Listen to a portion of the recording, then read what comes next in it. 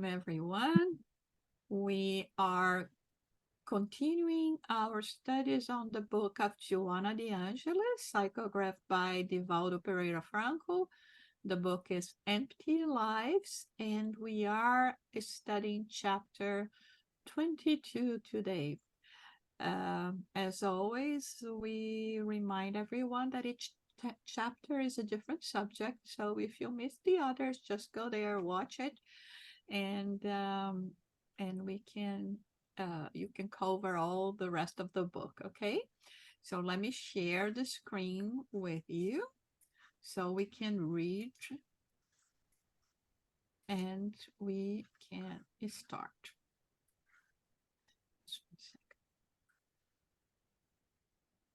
So today the topic is quite appropriate. The crown of martyrdom, right? Since we are talking about December and so let's see what Joanna de Angelis brings today for us in this topic, the crown of martyrdom. Every undertaking requires the efforts of those who dedicate themselves to it. In idealistic achievements, where the objective is the moral and intellectual progress of individuals, and consequently of solidarity, the ones who lead the endeavor should bear responsibility and experience the difficulties involved in accomplishing it. In every era, they stand out of the sacrifices they make, for the difficulties they face, paying a high price in selflessness and self-denial. Since their contemporaries do not believe in them, they strive to show them the advantages, the anticipated results of their endeavors. Nevertheless, they are ridiculed, discredited, and openly persecuted. New activities always bring about changes in habits. They require effort and behavior change that are incompatible with accommodation. The present generation will always attack in order to maintain the current habits and customs, torpedoing the new and renovating in order to defend what suits them. Through persistence in their idealism, innovators gradually overcome obstacles and set the benchmarks for renewing experiences. Even so, there are always vestiges and pockets of ignorance that turn against them and remain odious persecutors of these tireless builders of glorious education. Okay, let's stop here. So this chapter, Joanna de Angelis is talking about those that have waken up or awakened to the reality of themselves being understanding that there are more than just the body, a corporeal self, and that goes after enlightenment. Whatever this kind of enlightenment means, because we will see further on, she gives examples, but every time we engage and become change makers ourselves, of course, considering good things, not change makers to to lead to evil doings or anything of the sort, we will find obstacles, we will find resistance, we will find people that are accommodated to their old ways, to their habits and their notions of truth and reality, and that do not want to see changes. And the bad thing about it is that normally they are not satisfied in just refraining from, engage in the new ways themselves, but they oppose and put up a fight, and they start talking and criticize and trying to demove others from the idea of following in this new current of things.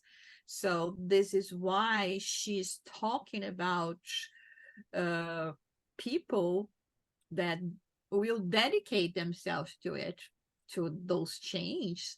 Especially in our case, we are talking about spiritual changes, being in search of spirituality, of more answers about the self, about us as immortal beings, but understanding that uh, it's going to be always very hard, because from the old we will find this accommodation, and for the new they will not necessarily engage in our ideals. So that's why it is so hard for us to or not only for us, but we don't see things, going by leaps and bounds. It's very gradual, everything, because we will be facing resistance. Yes, Andrea. You know, when we are talking about inner awakening and enlightenment, I can see the slow process. But how about when we compare our inner growth, enlightenment, to what's happening in the world that sometimes is going so fast, right? I mean, let's say AI, right? It's really like going in leaps and bounds in a super fast way. How how are we supposed to adjust to the environment that is going so fast and our inner enlightenment is so slow sometimes? And I know that it depends on us, right? Each person will have their own speed of improvement. But how do you see that in terms of, this contrast, particularly nowadays, right? With things are moving so fast and we are still, taking baby steps. Mm-hmm. Now, there are two things that we could consider there. One thing is that when we are talking about, material developments, okay, technology, things of this nature, scientific developments, they will happen faster than inner transformation. And this is where I guess that sometimes we will find this gap, right? And we think about simple things, resistance perhaps that there at not so long ago to put your food in the refrigerator when they first arrived, or use a microwave, or even a washing machine, because definitely it's not going to be better than you washing, in your hands, right? That was what people would think at that time. And what about, the change from radio to TV? That was a huge change, right? From chariots to motor cars. So there have been things happening that, to us, it looks like they just happened overnight, but it was a transition. Is when they were working, let's say, in a car, in the various parts of the car, we were not seeing the final product, but it was, a work that was happening from, a long time. The same thing with AI. It just didn't, happen overnight. It became available, and it became more popular, Yeah, yeah. because finally, it's something that It's there. Yeah. it is there. It's But free, right? yeah. That Now, the Yes, I'm sorry. I interrupted you. go Go ahead. ahead. No, go ahead. No, as I was just thinking that because we are talking about the, our inner enlightenment, so from the martyrdom, these things they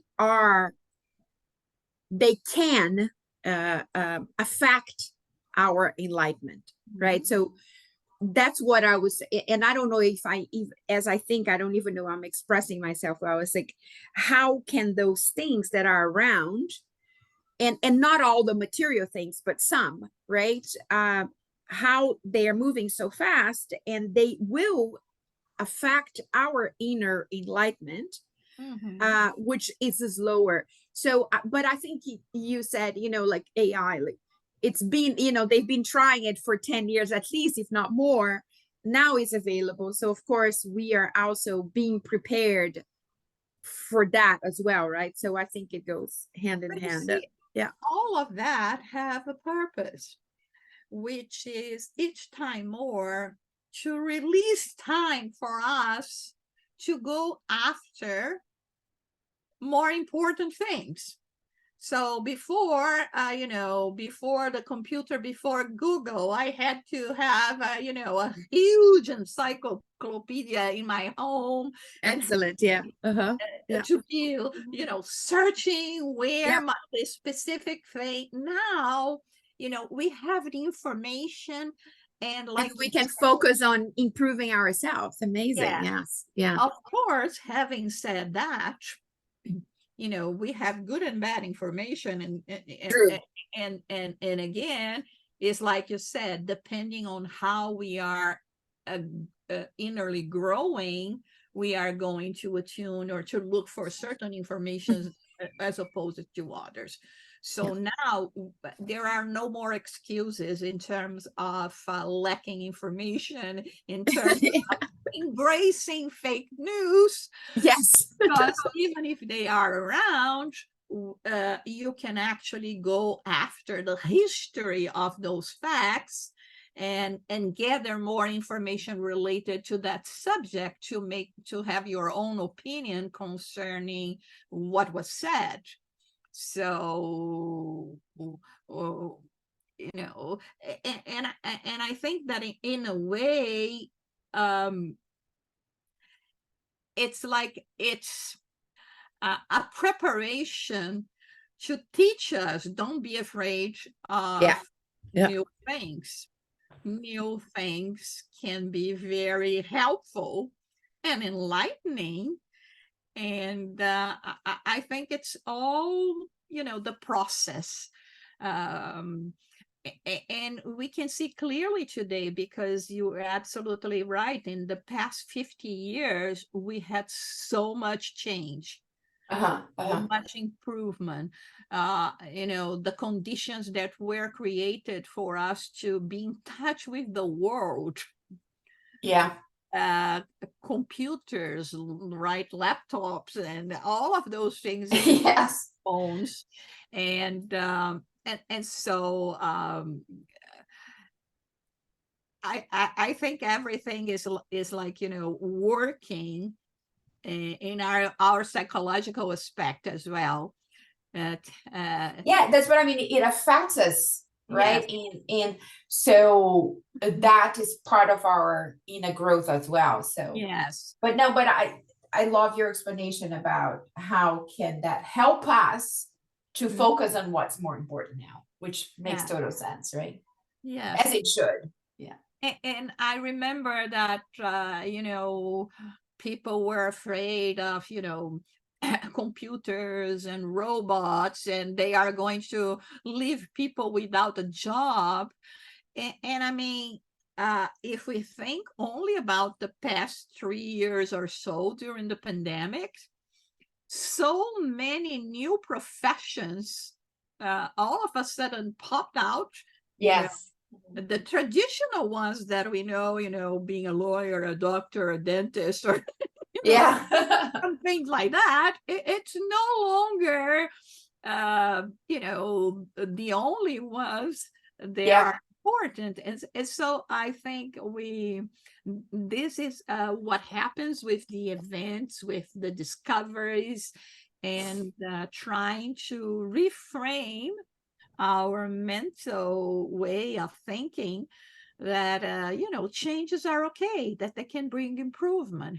Now we are talking about improvement in the level of comfort we have and the level of information we have, and in our case we are talking about level of improvement in the spiritual self.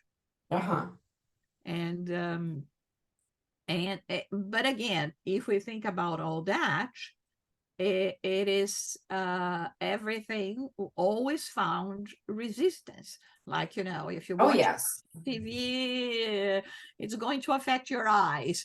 The food in the microwave is going to be contaminated, or all of those things that nowadays are bad.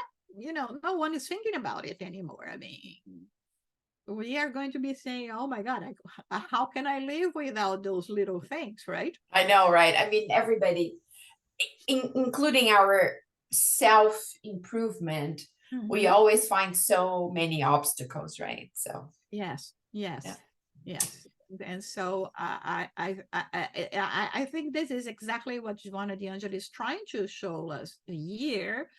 But you see, if we are going to find resistance in terms of things that are going to be so evident that it's going to make your life easier, okay? Because I can compare, going there and washing the dishes, or just put it on the dishwater, the dishwasher, and leave it there. An hour later, everything is going to be clean. I know. Yeah. And there will be no arguments to say, oh no, it's much better if I do it by hand each and every day. I don't know how many times a day, right? So, oh no, I'm still going to keep with the radio because TV is that. And I mean, you get the picture, right? Or yeah, absolutely, and everything. But imagine when we are talking about ideals. Yeah, that's what I was thinking. Because when we go into the inside obstacles, it's all up to us to overtake them, right? And it's, oh my God, I think we even find more obstacles, right? Just because it's the inner growth. And but like you keep hearing excuses and excuses about, oh, but I can't do that, like that would be self-sabotage, or I mean, there's so many examples of people that don't want to, but I think that they don't see they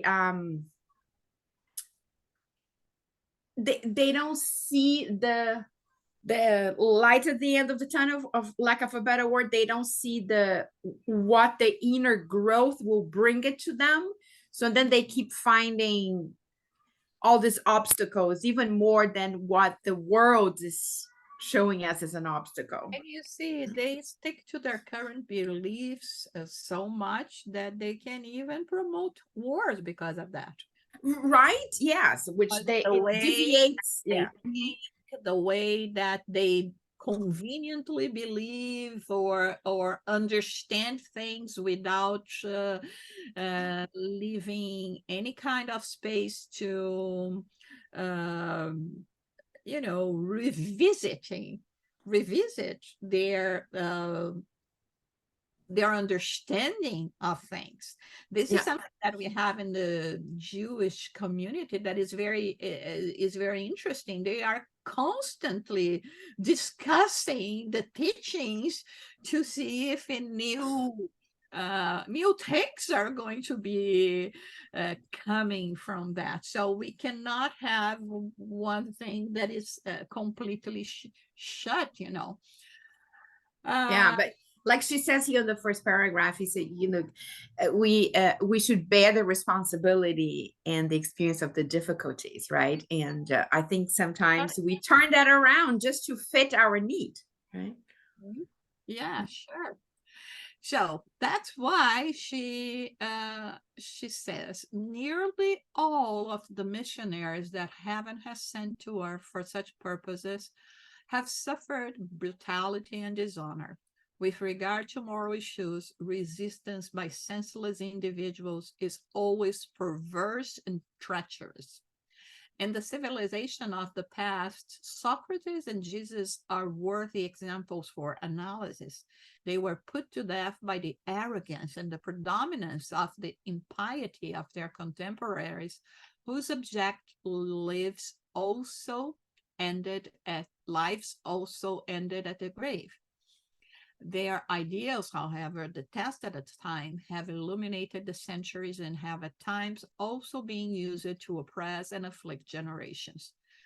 To imprint their sublime messages on the terrestrial planet, the sciences, wonderful philosophies, and the arts of high standards, the noble achievements on behalf of peace and human rights have suffered endless wars with the extermination of their harbingers.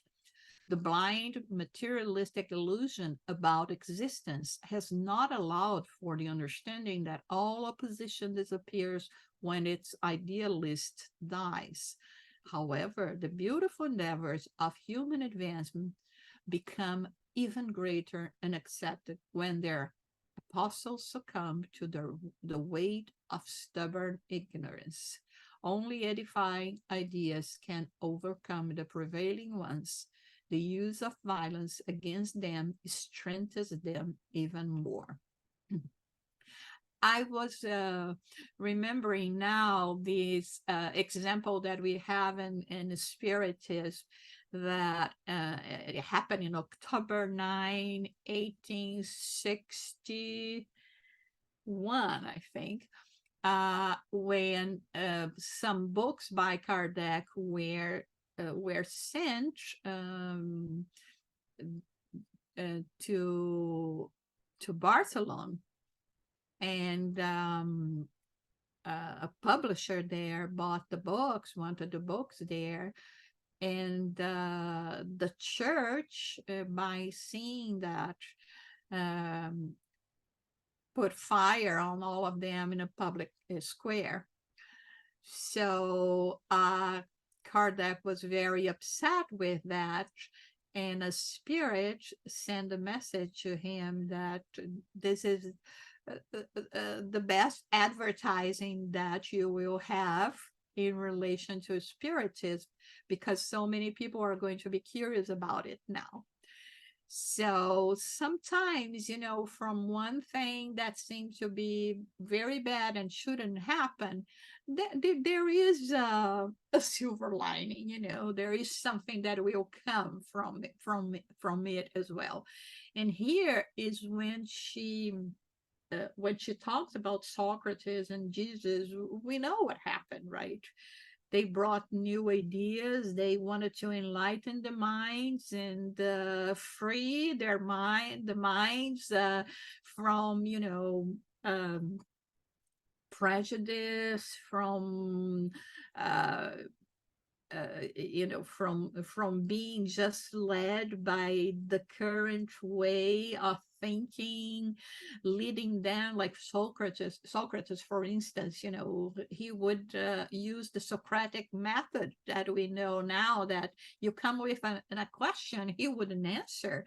He would be asking questions until you yourself would come with the answer, which is we can say that he was also a therapist, right? A psychologist, one of the fathers of psychology, because it was not up to him just to say things, because when we just say things,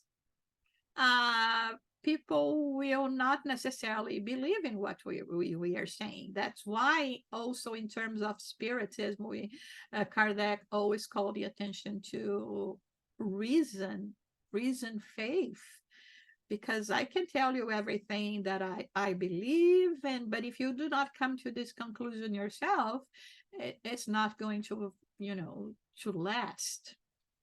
And but we know what happened. Of course, nowadays, thank God, we don't live in this world that we can be condemned by our ideas. Uh, but of course, we can find it hard to maintain the same kind of relationships we have, same friends, even family that will not agree with our ways of thinking. And we can find obstacles there. And always people to come and make us lose our motivation in terms of, saying that we are not going to be able to change, right? Well, I think the whole humanity is actually can bear witness of changes regarding what we were talking before, right? Uh, so why can we not change? I So think yes, right up. Go ahead. I think that everything that's new today, whether in the past or now, it takes time. Something new. I could give example of the new technology now, the computer that we're using right now. At the beginning, I didn't know anything, and I'm still learning, and I would get frustrated and sometimes upset. But it takes time and diligence and patience to understand that these things are not something that you'll learn overnight. And many people don't understand that. So they get frustrated. And now we see the example of the war that continues. Many don't understand the idea of being kind to each other. I mean, very simple little things to understand each other. Okay, love each other. Still to this day, look at what's going on. So everything that's new to us or to understand, it becomes so difficult, and chaos arises, and everything is so difficult. But people have to, step back and give it time. I think time has a lot to do with this understanding of the martyrdom, of getting to a point to develop ourselves, of being the best that we can. Yes, absolutely. I have an example that happened to me this week. I have, of course, like many people, has the WhatsApp, right? And then all of a sudden it was showing there that my WhatsApp was old, the old version. And so I was there, looking, why is it old? It's just,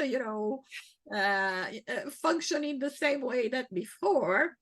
And since I'm not very good with those things, I resisted to find out what was happening. And finally I said, oh, okay, let me see what is happening here. Then it was asking me for me to download the new version. And then I was worried that I was going to lose everything and this and that. But I did it. And all of a sudden, I receive a lot of material, and even, a lot of texts that we use for the review Spirit to translate and everything. And it was always so bad when it came from WhatsApp. You have to download and this and that. And all of a sudden, I don't know why, because there were no instructions. I just decided to drag it to the computer, and it worked. So now I'm here so happy that I don't have to download it anymore. I just drag it, and I said, well, my God, and I was resisting the change, saying, what could they have done to make this better? And they did, right? Yeah. So it's a very silly thing, but it's one of those things that it's better if I stick to what I knew. Right. We have to embrace adventures. Right? Okay. Especially if you have youngsters, especially the young, they grab things so easily. I'll ask my great granddaughter this and that, and she'll say, "Well, look, this, boom, press a button, and that's it." Whoop, and everything changes. I feel like, what is wrong with my mind? These kids grab things like they can't forget, and they move on easily. And the young, Yeah, a young mind could do wonders. See? So Christopher Columbus was deterred and ridiculed for believing in the existence of lands beyond the Atlantic. But he did not get discouraged or give in to the persecutions of which he was a victim, and he reached the Americas. And here we are. That's right. Galileo was put under house arrest by the Inquisition for claiming that the earth was not the center of the universe, and he opened the window to the understanding of the cosmos. Semmelweis was, I think it's Weiss because of Vienna, was expelled from Vienna for suggesting that doctors should wash their hands. He remained in exile and became the father of sepsis before discarnating with a puerperal infection. Pasteur was expelled from the Sorbonne because he was not a doctor, but hundreds of thousands of lives have been saved thanks to the anti-rabies serum he discovered. The list is endless. In music, Schumann was driven to suicide for being misconstrued, yet left behind the exercises that glorify the art of the piano.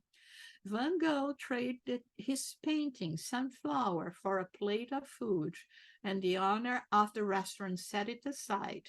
Today, however, it is in a vault and is worth millions and millions of dollars while its authors languished in poverty. And modernists in general, like other geniuses, have succumbed to the false power of the momentary dominators. So here, I mean, she brings examples that are well known for us to understand how hard it is to become change makers, and be it in the field of science, in music, and discoveries. It's always very difficult for us. Let me go and read the rest. In religious faith, during the time of martyrdom, hundreds of thousands of Jesus followers were murdered, and even today, in many countries, they are persecuted and succumb to unspeakable suffering. The intolerance of those with spiritual faith kills cruelly. It is natural that in the dissemination of the doctrine of the Spirit, there has also been harsh persecution by those who are ignorant about it, and even by some who have knowledge about it, but believe themselves to be wonders of the truth. They believe they are the only ones who understand the sublime lessons contained in the codification, which for them are useless, like majestic but worthless adornments. Do not give them the importance they give themselves. They are seeking visibility, which they only achieve through aggression for lack of ennobling achievements that make them respectable. Allan Kardec suffered well-laid defamation and slander, malice and reproach, abandonment and loneliness on the part of many of his friends who were part of the Parisian Society of Spiritist Studies, founded and directed by him. He did not give up or become discouraged, and thanks to his suffering, Spiritism continues to illuminate and save millions of lives. Now it is your turn. Do not refuse to try or lament the crown of suffering. A Christian who does not suffer is merely a candidate. Have courage and carry on. Love and understand. Persevere and forgive. Your persecutors are blinded by pride and are poisoned by their own spite, envy, and inferiority. Do not hold back. So here she talks about, even the spiritual beliefs and understanding. When, and it's one thing that Kardec was adamant in telling us, uh, to respect all religions, to respect all faiths and ideas, but for ourselves to use reason and determine what was the best for us and where we think truth lies. So for those who want to impose their way of thinking, of believing, and thinking that because they have centuries and centuries of being established, it doesn't mean that they are holding the truth and the final truth. Not even spiritism is, because we have much to grow, much to understand. We are still just crawling, trying to understand the teachings and enlightening our minds. We can each time more make sense of Jesus' teachings. And so her word to us is persevere, forgive, love, understand, have courage, carry on, and do not hold back. We have done that for quite some time. And now is once again the opportunity that we have requested to move in the right direction. So she finishes by saying, it was on the cross that the Master confirmed the greatness of the gospel, and crowned with thorns, he ascended to the Father through martyrdom. Your tormentors will be surprised at your courage and patience, thus proving the authenticity of your words. As mockingly and frivolous, they place a crown on your head. So, is she inviting us to embrace suffering, to bring suffering upon our lives? Absolutely not. She's just opening our eyes, explaining that in each time of history, people that brought about innovations in any field were exposed to dangers themselves, to being misunderstood, to being ostracized, to even in some cases face the condemnation and death. So we have to be true to the ideas we embrace and accept as being the ones that will lead us to our personal spiritual progress. It is not about what everyone else is doing, what everyone else is believing, because we track those paths as well. We were the ones before criticizing, and maybe even today, not only we receive criticism, but on the back of our minds, we may think, we may be criticizing others. And this is one thing that we should not have space available for that, and just fill our minds with good information and good emotions, and especially this courage, this endurance that we have to have in changing our paths. It was hard for us in other times. It is still hard today, but we are growing, and with that we are each time more getting stronger and being more capable of going through even doubts that we may have ourselves, or sometimes we dismay because we face so many challenges, and it leads us to question why we are going through all those things. But I think when we read this passage from Joanna de Angelis, we understand perfectly well that this is a path that requires commitment on our part, and understanding that changes are not going to be made overnight, and that there is a process for us to go through all that. Just keep up the good work, right? And this is it. Any comments more that you would like to make, or questions? No, I think it was very self-explanatory, wasn't it? It doesn't make it easier, but No. it's all right. It doesn't make it easier, but we are understanding it better. We're learning more, and it opens up such a graft of how we can get to that point of doing the best that we can, becoming martyrdom of doing good and understanding everything around us, our lives, our people, and the world itself. So it's an opening door to help us grow. And this is so important for us, especially as time has changed so much in our lives. Sometimes for the good and sometimes not for the good. But that's what we're here for, to work at it and understand it.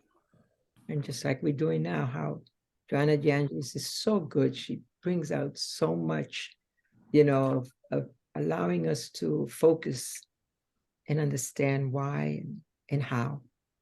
And it's a beautiful thing. It's beautiful. She is so good. so good. Thank you for her. And let us be reminded that this is a very new book. It's from 2019 or 20. So she really brought here current topics. Yes. And understanding quite well the situation, the worldwide situation that we are living. Here is not to give excuses for those who persecute or put obstacles in the life of those innovators, change makers, but it's also with a name to lead us to be more understanding in relation to them. We have been there. I just gave you an example what happened to me this week, right? Or last week, right? I mean, it's in terms of, I don't know if I want to change, and then once we put our fears aside,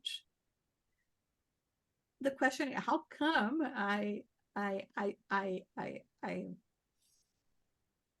delayed that so much to reach my life? Yeah. And mostly when we are talking about ourselves, right? The way of thinking and seeing things and reflecting, that it will once and for all eliminate our,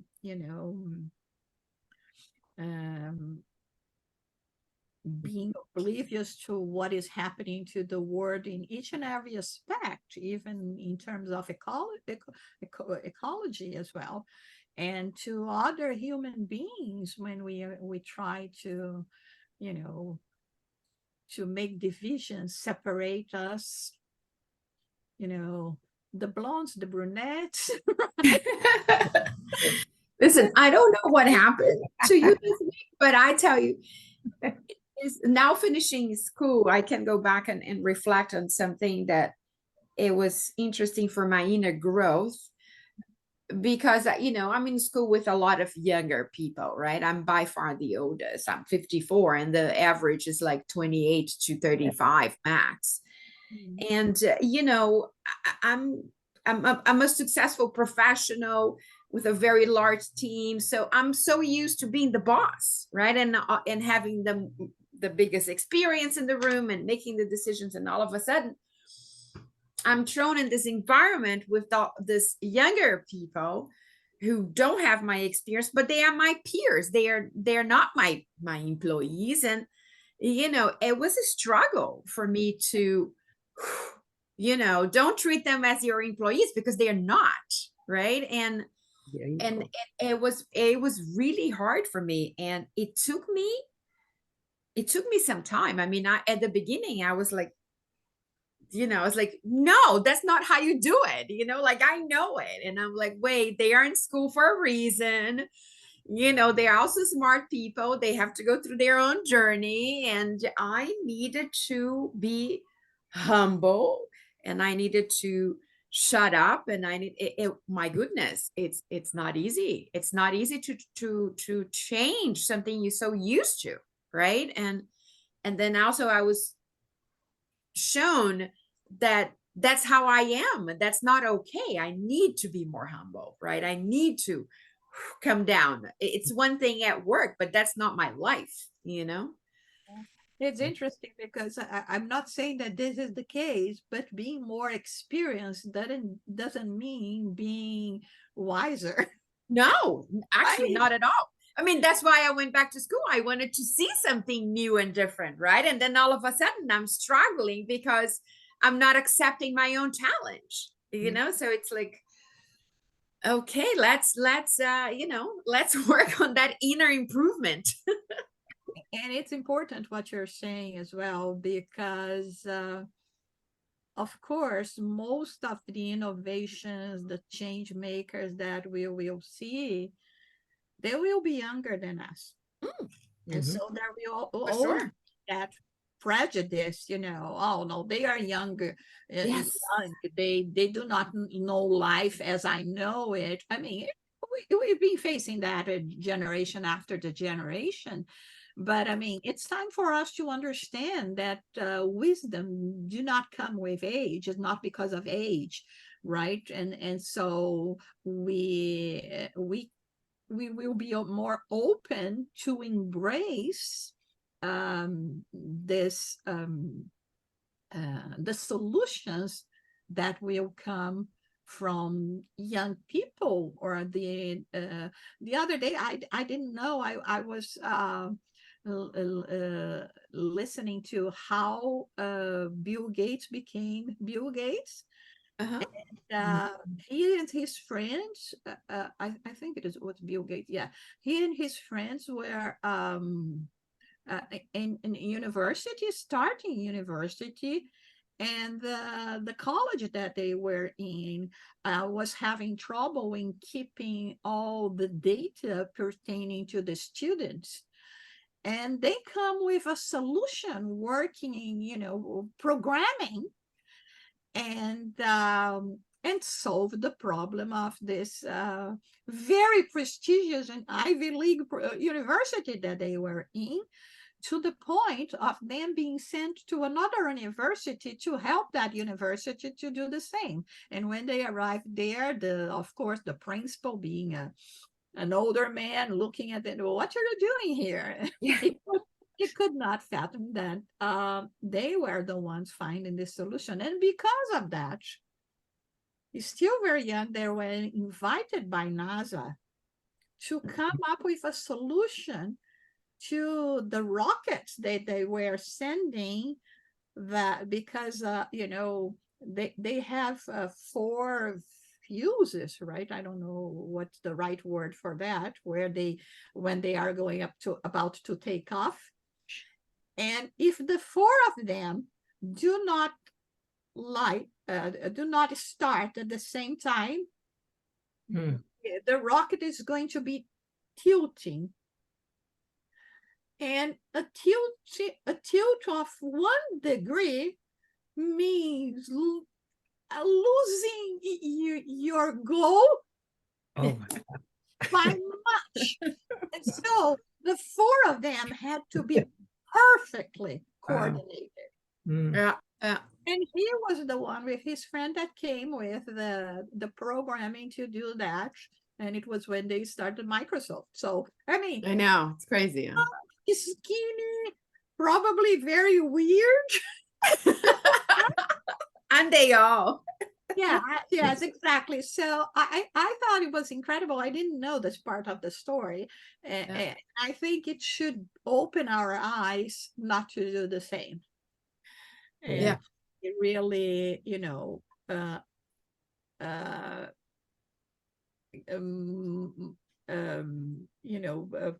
behind them and helping them and motivating them to Yeah. keep doing that.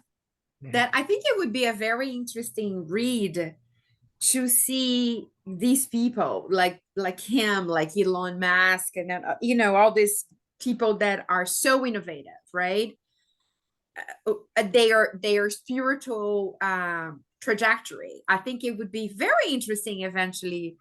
I don't think we will see that in our lifetime, because of course they're here, we're living with them. But once we go and we have access to that information, I think it would be very interesting, because I keep thinking, like, how we know Mozart, for example, came with all that aptitude from other lives, of course, but also with his challenges, right? And he was here to try to improve this inner challenge, and the aptitude was there. And I think these guys are kind of this similar story, right? They come with the aptitude, but they are here to improve other things. So it would be very interesting to see if they will succeed on that or not. I mean, it's such a different perspective on their lives when we look at the spiritual lens, right? So anyway. Not forgetting, of course, that there are many anonymous people that are doing great works. Oh, for sure. Yeah. And sometimes even in positions that we don't know. even going to pay attention, just for us to finish today. But I remember a story of Chico Xavier, that there was this poor man that would come every now and then to the Spiritist Center where Chico used to work. To work. And the story was that every time he was there, Chico would immediately go to him and sit next to him and talk to him, and that he lived it in a very, very poor condition. And people said, I don't know how she could do it, because he even smells. It's Yeah. disgusting. And once Chico told people that that was a very noble spirit that had chosen to be incarnated among the poor, the poorest condition, so that he could do something in their favor. So there are so many that are doing so many great things that are not recognized. We don't know their names. And yeah. I think last week, I don't know if you read on the news that a very wealthy man that was, donated the entire fortune to the city, and he was actually living a very regular life, and people didn't know he had donated all this money or who he was. And they only found out, publicly found out after he passed. So yes, I think there is so many of those noble souls, right, doing this. And we are so, I just keep thinking we are so far from that. Maybe we are bringing bricks to the building, Yeah. Whether it's 1 or 10 or 1,000, if I don't bring my one, the building is not going to be completed. There will be a hole there. So I am significant. Right? Okay. Soraya, can you do the prayer for us, please? Absolutely. Okay. As we come to the end of this beautiful lesson today, we give thanks to our Father, our mentor, and our spiritual benefactors, and we give thanks to our beloved Joanna de Angelis for beautiful works that have given us enlightenment, helping us grow and becoming better while we're here on this planet Earth. We give thanks to our daily lives and work in the light of our progress and understanding. And to remember to continue throughout the week with our prayers, our study groups, enhancing our spiritual progress in our daily lives. We ask as we leave here today to return again next week and continue our studies to the progress of betterment of our human spiritual life. We thank you, dear Lord, and we ask as we leave here today with peace in our hearts to return again next week. And with this in mind, we ask permission to close our meeting today. So be it. Okay. Have a good week, y'all. Thank you so much. I feel like we had a private lesson with the mighty Jusada. It's very, I'm very grateful. Thank you. Thank you. Always. Yeah. Always. And